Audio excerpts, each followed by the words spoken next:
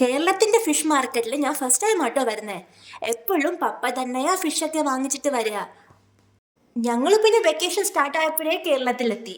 പപ്പ ഇനി ഒരു 5 days എടുക്കും.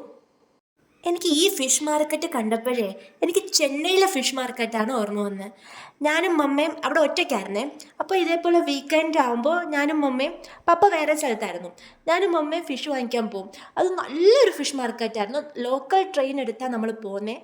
ലോക്കൽ ട്രെയിൻ കയറി സൈഡാപ്പേട്ട് എന്ന സ്ഥലത്ത് ഇറങ്ങിയിട്ട് കുറച്ച് നടക്കാറുണ്ട്.